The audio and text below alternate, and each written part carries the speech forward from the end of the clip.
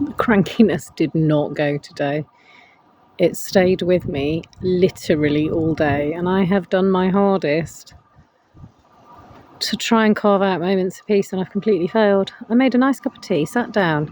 Literally 5 seconds after sitting down, the old lady that used to live here came in and said, "Oh, have you got a minute?"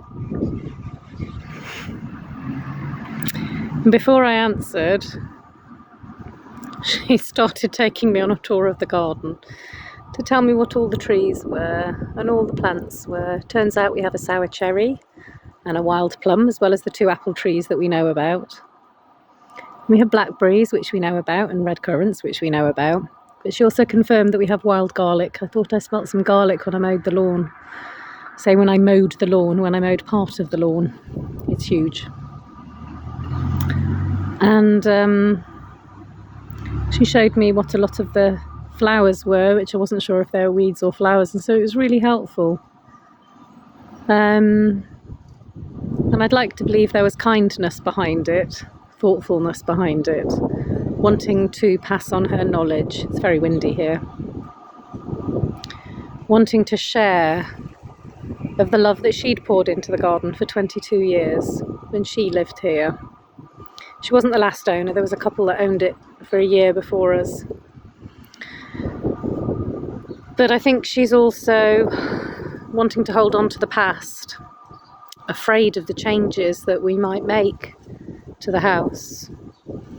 And the front stairs that are starting to crack into 2 because of digging that was done here, she insisted we mustn't touch them, that they're perfectly good quality and no one can make stairs like that anymore, so we're not allowed to touch them. And I was like, we might have to mend them at some point because they are cracking in half, as you can see.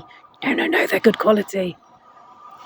And it made me think about how hard it must be to move on. She lives around the corner, and how hard it must be to see this home that she lived in for 22 years, planted things with love, poured herself into the whole area, to see things being torn down by the previous owners, after her, before us, and to see the changes that we're making that might not quite be the changes she wanted to make herself.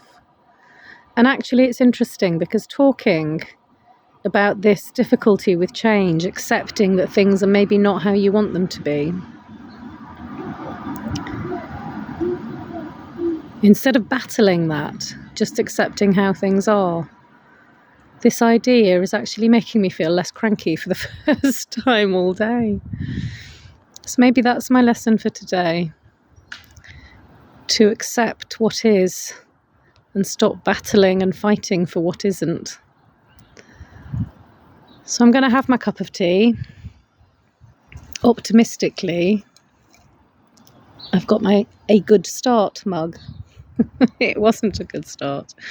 Maybe I can end the day better. And I'll have this cup of tea. I'll look out at the garden.